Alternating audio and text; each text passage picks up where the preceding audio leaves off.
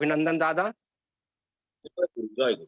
हम पिता के शेष व्यास से आपको आज आने का मौका मिला है। आप आज का जो विषय है उस पर अपनी भावधारा को रखिए दादा। जय गुरु। जय गुरु। वंदे लोक तिलकं सत्वत वार्ता विभूषणं अमर कृतश्चरणं प्रवृद्धं लोक जीवनं प्रणयो प्रमत जागदीपनं वंदे जीवन जीवनं सत्पुरुषं। परम प्रेम श्री श्री ठाकुर जी के चरण पर मेरा कोटि कोटि प्रणाम।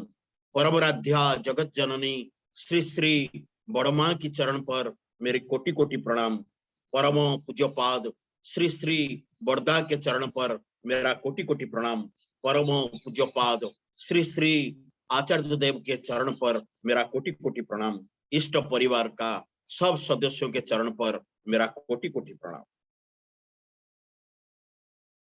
आज का ये जो पवित्र ऑनलाइन माध्यम में सत्संग अनुष्ठित हो रहा है, सत्संग विहार दरभंगा के आनुकूल्य में ये डिवोशनल डिस्कशन का कार्यक्रम है।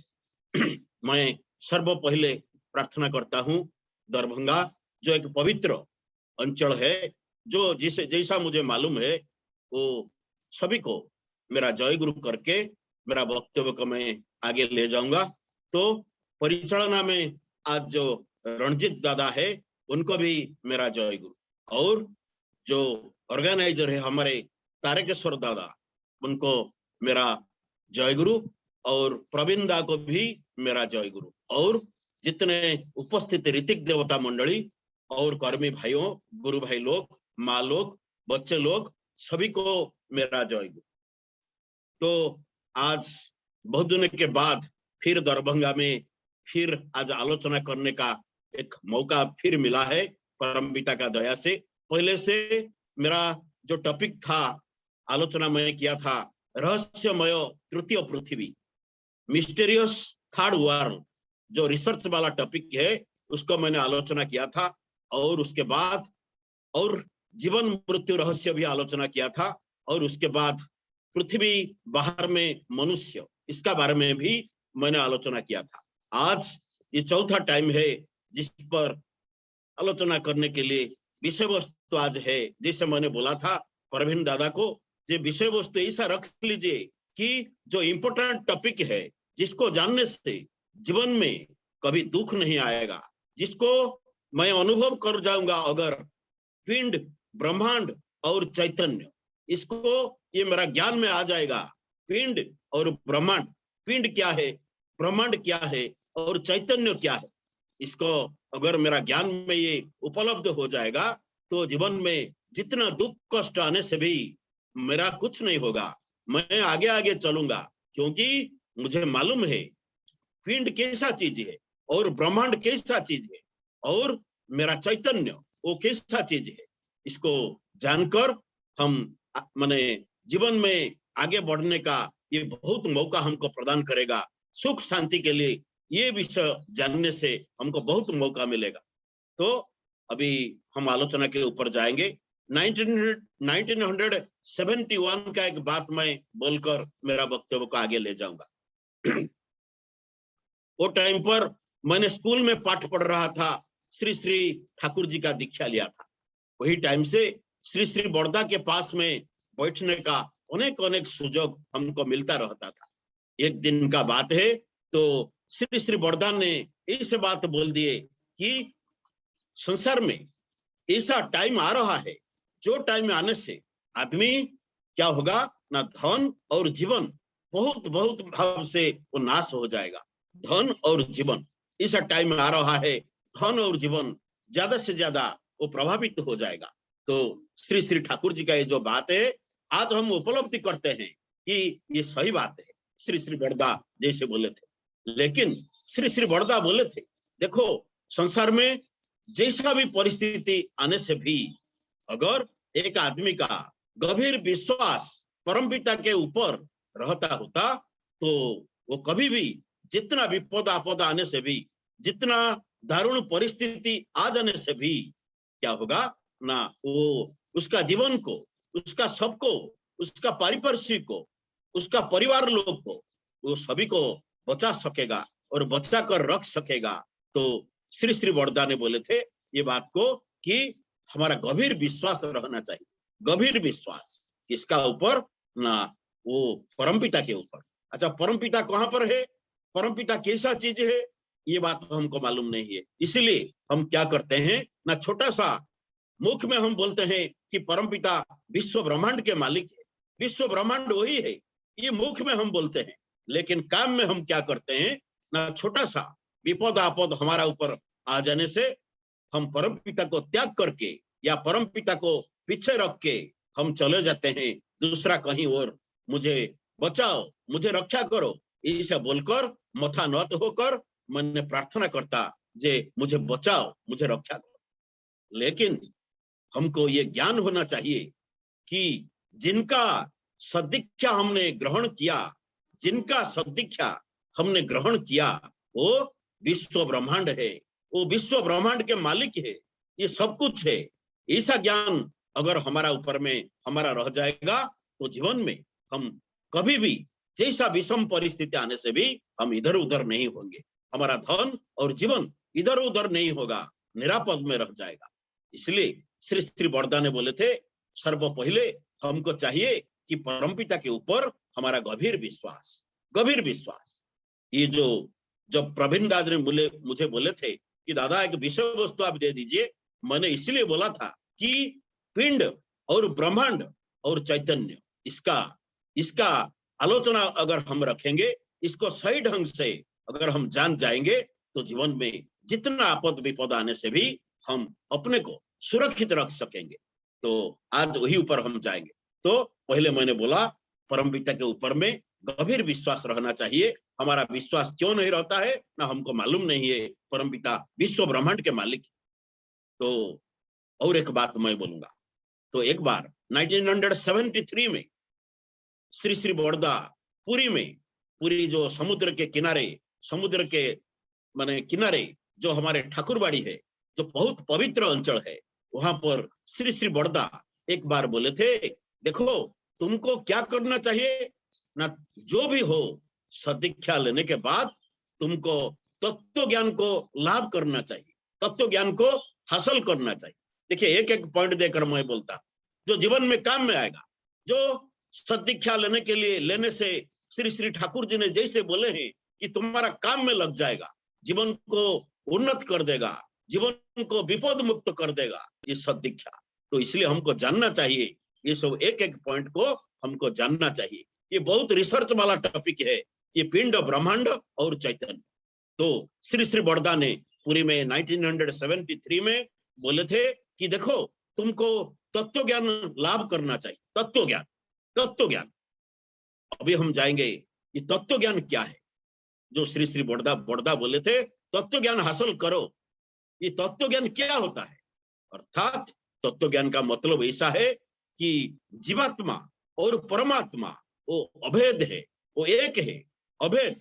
जीवात्मा जैसा है परमात्मा वैसे है, ये पूरा अभेद एक होकर रहते हैं।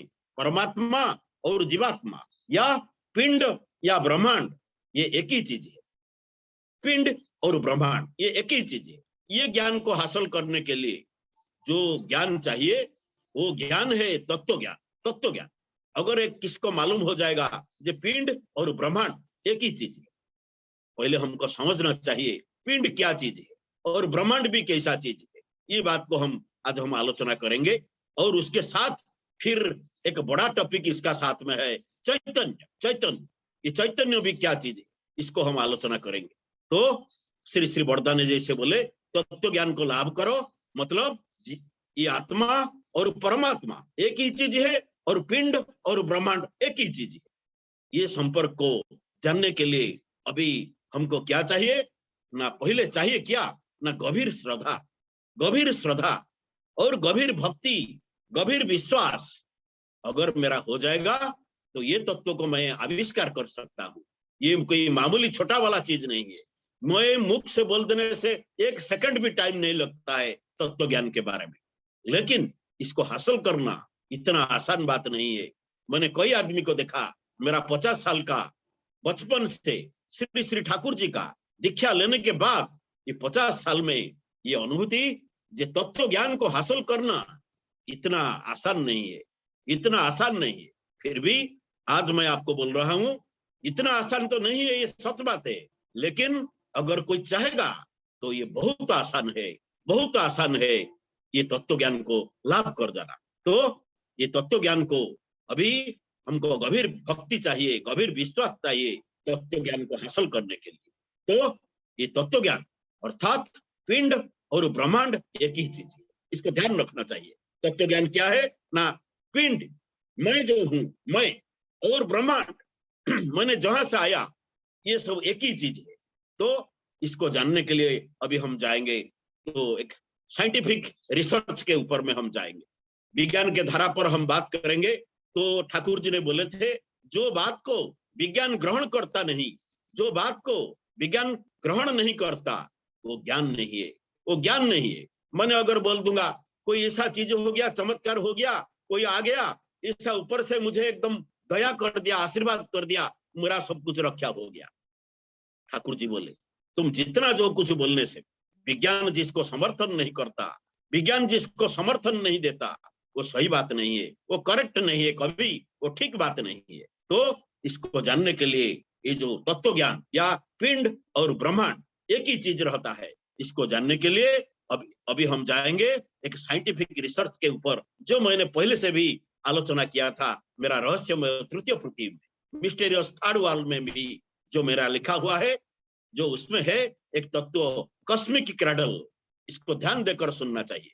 कॉस्मिक क्रैडल जो अमेरिकन 2 साइंटिस्ट श्री श्री ठाकुर अनुकूल चंद्र जी के ऊपर अभी गवेषणा करने के बाद जो तत्व उन लोगों ने सामने में लाए, वो तत्व के धार में है ये पिंड क्या है और ब्रह्मांड क्या है। तो इसको और ये जो चैतन्य ये भी क्या है। श्री श्री ठाकुर अनुकूल चंद्र जी जो बात बोले थे, सृष्टि तत्व विद्या के ऊपर में सृष्टि कैसे हुआ, हम जिसका दीक्षा लिए हुए हैं वो कहां से सृष्टि, कब, कैसा, किस धरण से वो सृष्टि हुए, ये बात को अगर हम जानेंगे तो मन आनंद हो जाएगा। इसको हमने दीक्षा लेने के बाद हमने घर में हम बैठे गए, जयराजादे करके जीवन को हम आगे चलाना चाहते हैं। लेकिन अमेरिका में क्या होता है ना, अमेरिका में 2 साइंटिस्ट, इनका नाम है एलिजाबेथ एम कार्मान और नील जे कार्मान, अमेरिका का दोनों साइंटिस्ट, ये श्री श्री ठाकुर अनुकूल चंद्र जी के ऊपर मैंने पूरा सुदीर्घ 16 साल गवेषणा करने के बाद 1999 में एक तत्व को वो सारे दुनिया को प्रदान किए हुए हैं। उसका नाम है कॉस्मिक क्रैडल।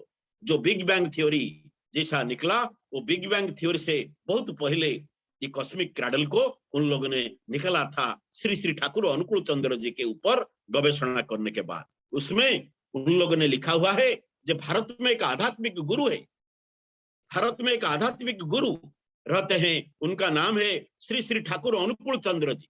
और वो 1888 से आकर 1888 साल से जन्म होकर 1969 के बीच में रहकर वो जगत को ऐसा तत्व दिए हैं जो सृष्टि तत्व, सृष्टि कैसे संभव हुआ, उसके बारे में उन लोगों ने श्री श्री ठाकुर जी ने हमको दिए हुए। और हमने ये टॉपिक के ऊपर रिसर्च करने के बाद हमको मालूम हुआ कि श्री श्री ठाकुर अनुकूल चंद्र जी ये पिंड और ब्रह्मांड के बारे में और चैतन्य के बारे में जो बात हमको दिए हुए हैं वो सही बात, उनका प्रमाण वो निकला कि वो सही बात रहता है। उन लोगों ने क्या किया ना, श्री श्री ठाकुर अनुकूल चंद्र जी सृष्टि तत्व विद्या के ऊपर में जो बात हमको दिया हुआ है, उससे 2 चीज को लेकर ये साइंटिस्ट लोग ने गवेषणा शुरू कर दिया। 2 चीज को लेकर थोड़ा ध्यान से सुनना चाहिए। देखिए, छोटा सा बात आज हम आलोचना नहीं करते हैं। ये बात को दिल्ली सत्संग विहार में जब मैंने आलोचना कर रहा था, तो उसमें पहले से जो परिचालना कर रहे थे वो बोले ये टॉपिक सबसे महान टॉपिक है, ये टॉपिक को अगर कोई समझ जाएगा, जीवन में दुख और कष्ट जीवन में आने से भी उसका कुछ नहीं होगा, क्योंकि वो उसका भरोसा हो जाएगा परमपिता के ऊपर, विश्व ब्रह्मांड के मालिक के ऊपर। हमने जिनका दीक्षा लिया हुआ है वो कैसा है, वो कौन है, वो कैसा चीज है, और हमने जो जन्म लिया हुआ है हमने कैसा चीज है, हम कहां से आए, ये बात को इसका अंदर में है। तो ये जो दोनों साइंटिस्ट अमेरिका का, उन्होंने क्या गवेषणा किया ना, परमपिता का दो बात को लेकर उन लोगों ने गवेषणा किया। सृष्टि तत्व का अंदर में रहने वाला दो चीज को लेकर उन लोगों ने गवेषणा किया। एक बात कैसा है ना, विश्वात्मा का, विश्वात्मा ये विश्व ब्रह्मांड जो रहता है, जैसा कि मानव का एक उसका एक आत्मा जैसा रहता है, ऐसा ये विश्व ब्रह्मांड भी, इसको अगर हम ऐसा धर लेंगे कि ये एक बहुत बड़ा मनुष्य है, इसका भी एक आत्मा है, विश्व ब्रह्मांड का भी एक आत्मा रहता होता है, तो उसको बोला जाता है विश्वात्मा। जैसा मानव का एक आत्मा रहता है, ऐसा ये सृष्टि का भी एक आत्मा रहता है, उसका बोला जाता है विश्वात्मा। ये विश्वात्मा का पूर्ण चेतना, चेतना, ये विश्वात्मा जो है सृष्टि का जो आत्मा, ये सृष्टि का आत्मा का चेतना के बारे में उन लोगों ने गवेषणा शुरू कर दिया। और दो चीज, सेकंड चीज क्या हुआ ना, ब्रह्मांड का स्मृतिवाही चेतना, जैसा हमारा अंदर में स्मृतिवाही चेतना रहता है, कल मैंने क्या किया था, 1 साल पहले मैंने क्या किया था, 10 दिन पहले मैंने क्या किया था, जैसे मेरा स्मृति का अंदर में वो रह जाता है, ऐसा ठीक है, ऐसा ये सृष्टि में जो कुछ संगठित होता है, ये सृष्टि का अंदर में जितना जितना लोग है या वृक्ष लता पशु पक्षी जितना जो कुछ है, वो क्या करते हैं क्या नहीं करते हैं, उनका सब कुछ जो रिकॉर्ड होकर रहता है, इसको बोला जाता है विश्व ब्रह्मांड का स्मृतिवाही चेतना। विश्व ब्रह्मांड का एक आत्मा रहता है और वही आत्मा का स्मृतिवाही चेतना भी रहता है, ये सबको याद रखता है। मैंने जो काम किया सृष्टि में, मैं कुछ पुण्य काम किया या मैंने कुछ गलत काम किया, मैं खाद्य पदार्थ में अपमिश्रण कर दिया या असत उपाय में मैंने रोजगार कर दिया या किसी का भलाई कर दिया, पुण्य काम कर दिया, तो इस सबको क्या होता है, जो इसको रिकॉर्ड करके रखता है सृष्टि में, जो इसको रिकॉर्ड करके रखता है, आदमी क्या सोचता है, आदमी ऐसा सोचता है कि मैंने तो ये काम कर दिया, क्या हो गया मेरा, मैंने खाद्य पदार्थ में अपमिश्रण कर दिया, क्या हो गया मेरा, मैंने असत्य उपाय में रोजगार कर दिया, क्या हो गया मेरा। लेकिन श्री श्री ठाकुर जी ने बोले हैं, जो अमेरिकन साइंटिस्ट दो लोग गवेषणा करने के बाद हमको ये तत्व दिए हैं कि ब्रह्मांड का भी एक स्मृतिवाही चेतना रहता है, वो सब याद रखता है, सब रिकॉर्ड करके रखता है, ठीक टाइम पर उसका फल, जैसा उसका फल क्या होगा, जैसा मिलेगा वो हमारा ऊपर ही आएगा। हम जैसा कर्म करते रहते हैं उसका इफेक्ट जो आने वाला है वो हमारा ऊपर ही आएगा, चाहे वो पुण्य कर्म का हो चाहे वो पाप कर्म का हो, हमारा ऊपर उसका प्रभाव फिर आ जाएगा। तो क्या हुआ ना, उन लोगों ने बोला कि परमपिता क्या हुआ ना, पहले से सृष्टि तत्व विद्या के अंदर में श्री श्री ठाकुर जी ने इसे दे दिए कि सृष्टि कैसा बना, ये ब्रह्मांड कैसा बना ना। ठाकुर जी ने बोले हैं कि एक छोटा सा पॉइंट बिंदु क्या किया ना, ये महाशून्य पहले था, ये शून्य शून्य महाशून्य जब था कुछ नहीं था, ना थे सूर्य ना थे चंद्र ना थे ग्रह ना था हमारा पृथ्वी ना थे कुछ, ये संसार पूरा शून्य शून्य शून्य पूरा महाशून्य ये था। ये महाशून्य में क्या हुआ ना, एक छोटा सा पॉइंट कहीं से निकलकर, छोटा सा पॉइंट जो आंख को दिखाई नहीं देगा, जो बड़े बड़े मशीन लगाने से भी हम उसको देख नहीं पाएंगे, ऐसा छोटा सा माने एक पॉइंट, छोटा सा बिंदु कहां से महाशून्य के अंदर में निकल गया, महाशून्य के अंदर में पूरा निकल गया ऐसा, और वो घूमने लगा, चारों तरफ घूमने लगा महाशून्य के अंदर में। उससे क्या हुआ ना, विभाजन सृष्टि हो गया, विभाजन ये पार्ट हो गया, विभाजन हो गया, होने के बाद क्या हुआ ना, उसमें परमाणु निकल गया। परमाणु, अभी जो परमाणु का माने संभावना माने रहता है, परमाणु वार हो जाने का, युद्ध हो जाने का, वही परमाणु पहले से महाशून्य में सृष्टि हुआ था, वो जो छोटा सा बिंदु से ये परमाणु सृष्टि हो गया। तो परमाणु घूमने लगा, जितने जितने परमाणु, करोड़ करोड़ करोड़ करोड़ परमाणु वो घूमने लगे महाशून्य में। उससे क्या हुआ ना, फिर विभाजन हुआ एक एक परमाणु से। ये तो करोड़ करोड़ परमाणु घूमने लगे, लेकिन एक एक परमाणु से फिर विभाजन हो गया, फिर स्प्लिट हो गया। वो स्प्लिट होने के बाद उससे आया क्या ना, माने आया हाइपर आटम, इसका अंश परमाणु, अंश परमाणु। देखिए छोटा सा पॉइंट से आटम या परमाणु, और परमाणु से निकला हाइपर परमाणु या अंश परमाणु, ये सब घूमने लगे। देखिए अभी हम जा रहे हैं ब्रह्मांड क्या चीज है, इसको आलोचना कर रहे हैं हम, ब्रह्मांड कैसे सृष्टि हुआ और ब्रह्मांड कैसा चीज तो जब ये सब घूमने लगे, ऑटोमेटिक क्या हो गया, ऑटोमेटिक क्या हो गया, ये सब घूमने लगे, एटम, परमाणु, हाइपरएटम सब घूमने लगे महाशून्य। इसका फलस्वरूप एक सेंटर पॉइंट सृष्टि हो गया, इसका एक केंद्र बिंदु सृष्टि हो गया, एक पॉइंट सेंटर जिसको न्यूक्लियस बोला जाता है, वो सृष्टि हो गया। वो न्यूक्लियस या सेंटर पॉइंट सृष्टि होने के बाद श्री श्री ठाकुर जी ने बोले, यही जो सेंटर पॉइंट सृष्टि हुआ, ये कौन है मालूम? ये महाजागतिक आत्मा, ये है महाजागतिक आत्मा, या इसको तुम बोल सकते हो पूरा ब्रह्मांड।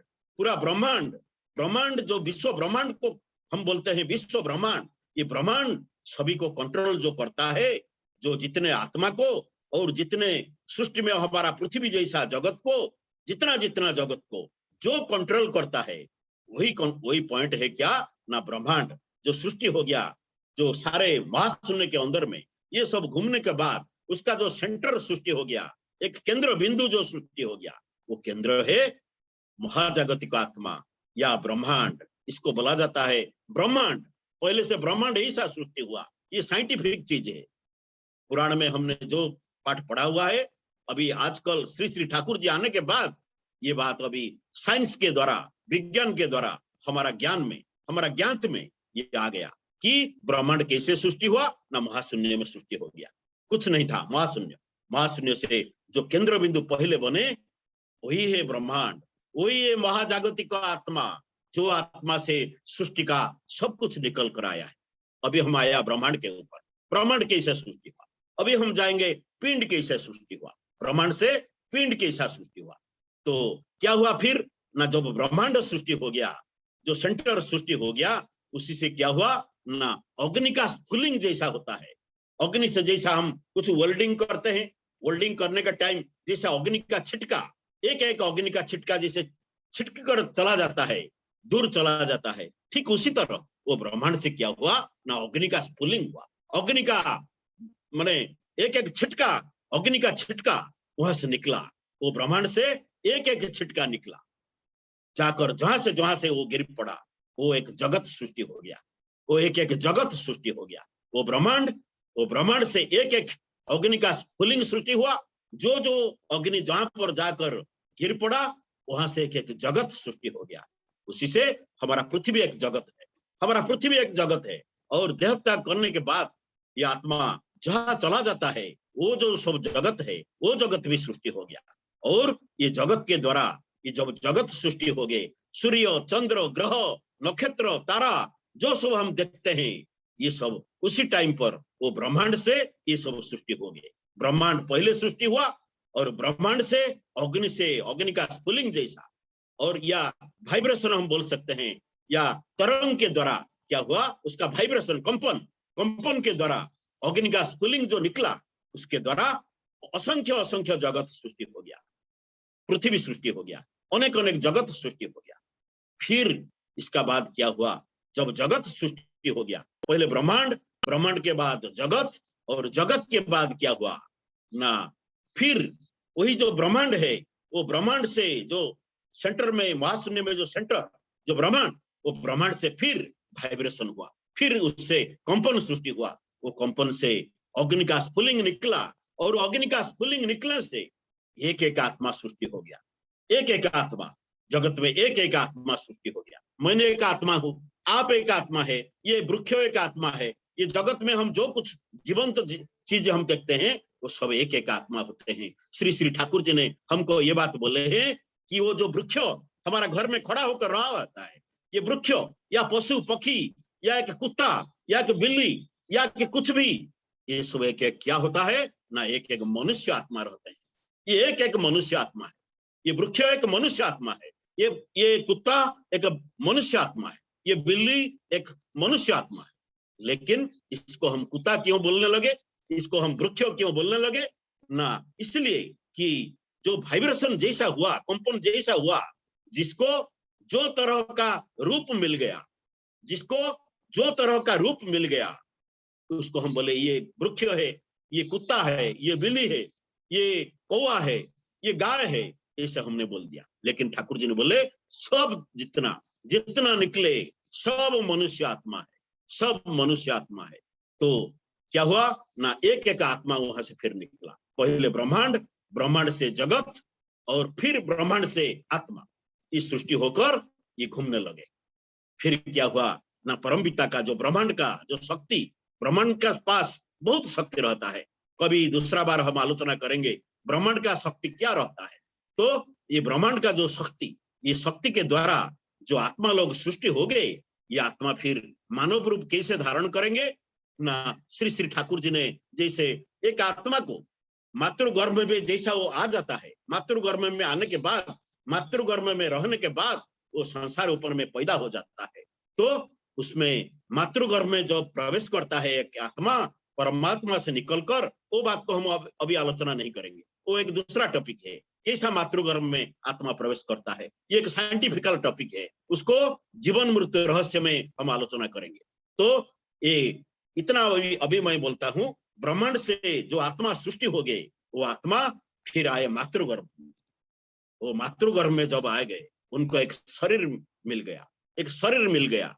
इसको बोला जाता है क्या ना, पिंड। इसको बोला जाता है पिंड। वहां से मूल से रहा ब्रह्मांड, ब्रह्मांड से सृष्टि हुआ जगत, और क्या ना आत्मा, और आत्मा मातृगर्भ में प्रवेश किए, और मातृगर्भ में प्रवेश करने के बाद उनको पिंड सृष्टि हो गया, पिंड मिल गया मातृगर्भ में, और फिर आकर वो जन्म ले गए।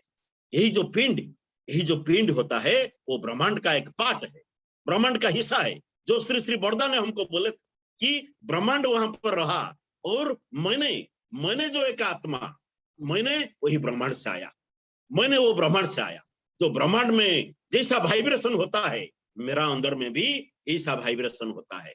ब्रह्मांड में जो कुछ हाल होता है, मेरा अंदर में भी ऐसा हाल होता है। इसलिए श्री श्री बरदा ने हमको बोले हैं कि एक आत्मा और वो ब्रह्मांड, ये पिंड या आत्मा, वो ब्रह्मांड, ये एक ही चीज है, एक ही चीज है। इसका वहां पर जो कुछ होता है, वहां पर जो कुछ संगठित होता है, मेरा अंदर में भी उसका वाइब्रेशन होता है। तो इसलिए क्या होता है ना, ये आत्मा का सृष्टि हो गया। तो श्री श्री ठाकुर जी ने और एक सुंदर बात हमको बताया। ठाकुर जी ने बोले कि जे एक पिंड के अंदर में जो कुछ है, मेरा जो पिंड है, मैं एक पिंड वाला आदमी हूं, जिसको जीवात्मा हम बोलते हैं। ये पिंड के अंदर में मेरा आत्मा प्रवेश करके उसको जीवात्मा अभी बोला गया। वो आत्मा जब आया, वो आत्मा होकर था, जब पिंड को प्राप्त हो गया उसको जीवात्मा हमने बोला क्या नहीं, ये अभी जीवात्मा है, हम एक जीवात्मा है। तो श्री श्री ठाकुर जी ने बोले ये पिंड का अंदर में जो चीज रहता है, ब्रह्मांड का अंदर में भी वही चीज सेम टू सेम। पिंड का अंदर में जो कुछ है, ब्रह्मांड का अंदर में भी ऐसा चीज है। और भी ठाकुर ने बोले जो ब्रह्मांड का अंदर में जो कुछ है, वो प्रत्येक व्यक्ति का अंदर में भी ऐसा है। मैंने अभी बोला वो ब्रह्मांड में जो कुछ है, प्रत्येक आत्मा के अंदर में ऐसा कुछ है, प्रत्येक व्यक्ति के अंदर में ये सब चीज सेम टू सेम एक ही चीज है। वहां पर जो कुछ है, ये व्यक्ति का अंदर में भी ऐसा चीज है। और फिर आगे जाकर श्री श्री ठाकुर जी ने हमको बोले हैं कि प्रत्येक व्यक्ति का अंदर में जो कुछ है, प्रत्येक व्यक्ति का अंदर में, मेरा अंदर में, आपका अंदर में, प्रत्येक व्यक्ति का अंदर में जो कुछ है, उसका अंदर में जो सेल्स, जितना सेल, जो लाखों लाखों करोड़ करोड़ सेल को लेकर हमारा जीवन सृष्टि हो गया है, ठाकुर जी ने बोले वो सेल का अंदर में भी ऐसा है। मेरा सेल का अंदर में जो कुछ है, मेरा जीवन में, मेरा एक व्यक्ति का अंदर में वही चीज है, और व्यक्ति का अंदर में या आत्मा के अंदर में जो चीज है, ब्रह्मांड का अंदर में भी वही चीज, सेम टू सेम। ब्रह्मांड, जगत, आत्मा और मेरा अंदर में सेल, कोष, जितना जीव कोष जिसको बोला जाता है, ये सब सभी एक चीज में बंधा होकर रहते हैं। सभी का एक गंभीर रिलेशन है, गंभीर रिलेशन, एक एक को लेकर, परस्पर लेकर ये संसार चलता रहता है। इसीलिए श्री श्री बरदा ने हमको बोले थे कि देखो ये तत्व ज्ञान को हासिल करना, ये तत्व ज्ञान को जो हासिल कर जाएगा, जीवन में दुख और कष्ट जितना आने से भी उसका कुछ नहीं होगा। इसके लिए ना उसके पास ज्ञान रहेगा, उसको क्या करना चाहिए, क्या नहीं करना चाहिए, उसका समझ में आ जाएगा। फिर ठाकुर जी ने बोले आधुनिक साइंस जिसको अभी बोलता है माइक्रोकॉस्म, माइक्रोकॉस्म मतलब क्या होता है ना, ब्रह्मांड। जो मैंने अभी बोला महाशून्य में पहले ब्रह्मांड सृष्टि हुआ, इसको आज का साइंटिस्ट लोग क्या बोलते हैं ना, माइक्रोकॉस्म ब्रह्मांड। और ब्रह्मांड से जगत जिसको बोला जाता है मैक्रोकॉस्म। मतलब क्षुद्र जगत या मैंने या जगत, ये जो सब हम है, जो ब्रह्मांड से हम आए हुए हैं, ये सब क्या है? हम लोग ने मैक्रोकॉस्म है, मैक्रोकॉस्म, जो आधुनिक साइंटिस्ट लोग जिसको बोलते हैं, तो वो है माइक्रोकॉस्म, ब्रह्मांड। ब्रह्मांड, ब्रह्मांड से जगत और आत्मा मातृगर्भ में आया, पिंड प्राप्त हुआ, पिंड जब हो गया जीवात्मा हो गया और संसार में जन्म लेकर चला। इसलिए ठाकुर जी ने बोले ये जो पिंड और ब्रह्मांड एक ही चीज रहता है, एक ही चीज। अभी पिंड और ब्रह्मांड, तो जब अभी हम चैतन्य के ऊपर जाएंगे, ब्रह्मांड कैसा सृष्टि है मैंने बोला, और पिंड कैसा सृष्टि हुआ ये बात भी हम आलोचना किए। उसके बाद हम जाएंगे चैतन्य के ऊपर। देखिए, एक आदमी को आप देखिए, चैतन्य क्या चीज है। एक आदमी को आप देखिए, हम क्या बोलते हैं कि आदमी को देखने के बाद बोलते हैं कि भाई ये जीवंत आदमी है, ये जीवंत है, ये बस ये इसका जीवन है। जो टाइम पर हम बोलेंगे कि ये लोग अब संसार में नहीं है, ये चला गया, ये आदमी नहीं है संसार में, इसके डिफरेंस क्या रहता है ना? चैतन्य हर आदमी, चाहे वो सदीक्षा लिए हो या नहीं लिए होने से भी कोई परवाह नहीं, जो पैदा हुआ ब्रह्मांड का शक्ति से, जो आकर आत्मा से रूप में सृष्टि हो गया और मातृगर्भ में जो आ गया, इसका अंदर में चैतन्य रहेगा। कैसा ना? पिंड और ब्रह्मांड जब एक हो जाते हैं, उससे क्या निकलता है? पिंड प्लस ब्रह्मांड या पिंड और ब्रह्मांड एक जब हो जाते हैं, क्या होता है ना? उससे जो निकलने वाला चीज है, उससे जो पैदा होता है, वही है चैतन्य। एक आदमी को हम देखेंगे, मैंने देखूंगा, दूसरा आदमी को देखूंगा, चैतन्य हर टाइम पर हम कुछ ना कुछ सोचते हैं, कुछ ना कुछ हम सोचते हैं, कुछ ना कुछ चिंता हमारा रहता है। चाहे मैंने अभी जागृत अवस्था में हो, चाहे मैंने अभी निद्रित अवस्था में हो, चाहे मैंने अभी स्वप्निल अवस्था में, मैं स्वप्न देख रहा हूं।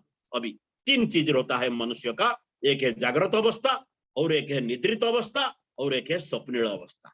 चाहे जो भी अवस्था में मैं रहे, उससे क्या होता है ना? चैतन्य हर टाइम मेरा अंदर में चलता रहता है।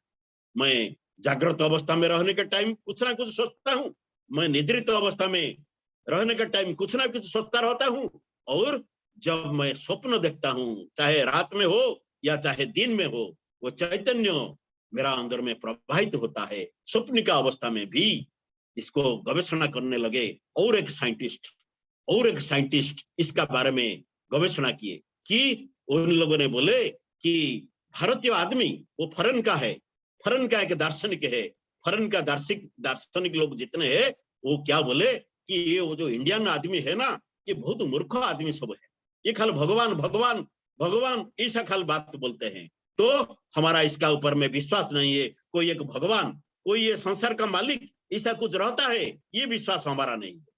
ये इंडियन आदमी ये सब मूर्ख आदमी है। ये लोग ने फॉरेन में दार्शनिक वाले ने ऐसा प्रकट कर दिया चतुर्पार्श्व। लेकिन फ्रांस का एक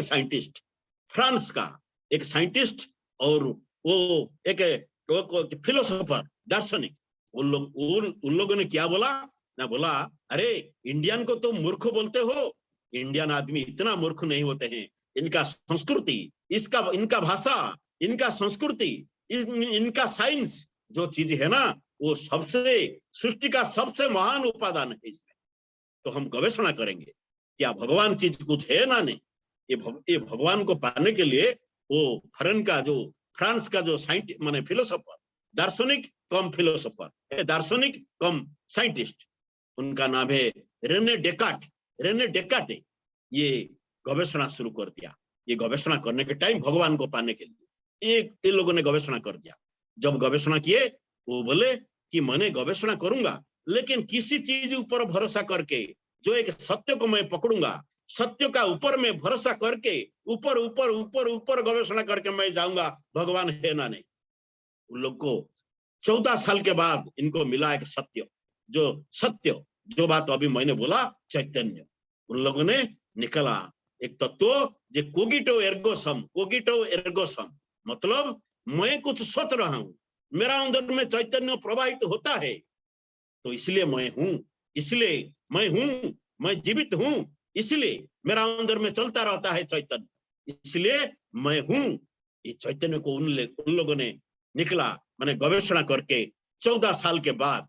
और श्री श्री ठाकुर जी ने हमको बहुत आसान से बोल दिए, देखो ये पिंड और ब्रह्मांड जितना जितना निकटतर हो जाते हैं, पिंड और ब्रह्मांड जितना जितना निकटतर हो जाते हैं, ये चैतन्य पैदा हो जाता है, अंदर में चैतन्य प्रवाहित हो जाता है, जिसको ठाकुर जी ने हमको बोले हैं। और बड़े बड़े फिलोसोफर इंडियन जो दार्शनिक आदमी है, उन लोगों ने हमको भी बताया, सच्चित आनंद, सच्चिदानंदमय एक शरीर, एक मानव का, मानव हो या कोई आत्मा भी हो, इनका अंदर में क्या है ना, सच्चित और आनंद, सच्चिदानंदमय स्वरूप है एक आत्मा।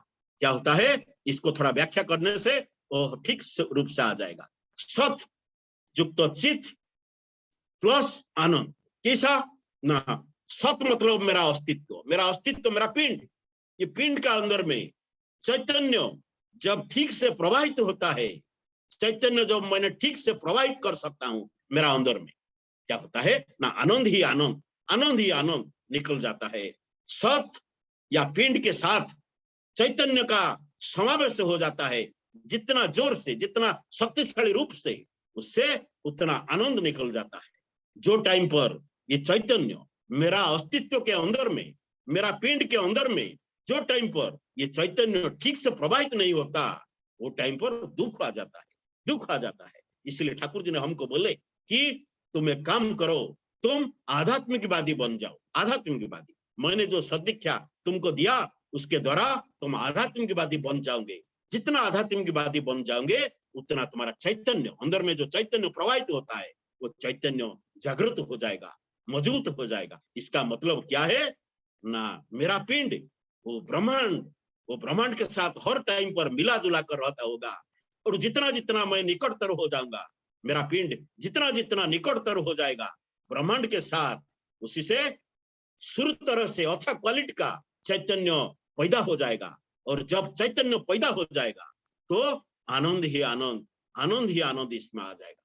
तो आज जो हमने आलोचना किया, तो ब्रह्मांड, पिंड और ब्रह्मांड, और पिंड और ब्रह्मांड के बीच में हम कैसा लाभ करते हैं ना, चैतन्य को हम लाभ करते हैं। ये चैतन्य हमको आनंद प्रदान करता है। अगर हमारा चैतन्य ठीक नहीं रहता, हमको आनंद नहीं मिलता और दुख कष्ट ज्यादा रहता। इसलिए ना, चैतन्य का अभाव से, चैतन्य मजबूत नहीं होने से, चैतन्य अच्छे क्वालिटी का, अच्छे क्वालिटेटिव अगर नहीं होता, अच्छा संपूर्ण अगर नहीं होता ये चैतन्य, तो हमको दुख आ जाता है। हम खराब काम करते हैं, हम अपमिश्रण करते हैं, हम पर निंदा करते हैं, हम पर चर्चा करते हैं, हम गुरु भाई का नाम में बोलते हैं, हम ऋतिक देवता के नाम में बोलते हैं, हम जाजक देवता के नाम में बोलते हैं, कर्मी भाई का नाम में हम बोलते हैं, सभी का नाम में हम बदनाम करते हैं। तो ये चैतन्य का अभाव से, ये चैतन्य का अभाव से हम मेडिसिन को भेजाल करते हैं, सब कुछ गरीब पाप काम हम करते हैं। ठाकुर जी ने बोले, जे पिंड और ब्रह्मांड का रहस्य को जो भेद कर जाएगा, उससे गुड क्वालिटी का चैतन्य प्रवाहित हो जाएगा। और ये चैतन्य आने से हमारा सब कुछ दुख दारिद्र बाधा विघ्न जितना वो आने से भी वो चला जाएगा, वो हमारा कुछ नहीं कर सकता। ये बात को आज बोलकर मेरा वक्तव्य को मैं यहाँ विराम देता हूँ। और कभी भी हम आलोचना करेंगे कि पिंड और ब्रह्मांड को हम कैसे कनेक्ट करेंगे, और कनेक्ट करने से कैसा गुड क्वालिटी का चैतन्य हमारा पैदा होगा, इसका बाद दूसरा टाइम पर हम आलोचना करेंगे। ये एक साइंटिफिक टॉपिक रहेगा। तो इतना बोलकर मेरा वक्तव्य को मैं यहीं पर विराम देता हूँ। टाइम अभी हो आया है, तो मैं प्रार्थना करता हूँ कि आपका दरभंगा जो पवित्र अंचल है, जो बहुत पवित्र अंचल है, मुझे जो मालूम है, इसका जो भाषा संस्कृति साहित्य जो बहुत महान है, मैं प्रार्थना करता हूँ और आपका अंचल और हम सब भी और ऊंचे आगे जाकर और परमपिता का शक्ति को लाभ करे, और उत्तम चैतन्य को हम कैसा लाभ करेंगे, यही प्रार्थना रखकर मेरा वक्तव्य को मैं यहीं पर विराम देता हूँ। तारकेश्वर दादा को जय गुरु, और परिचालना जो करते हैं हमारे रणजीत दादा को जय गुरु, प्रवीण दादा को जय गुरु, सभी को मेरा जय गुरु। जय गुरु दादा। जय गुरु दादा, जय गुरु।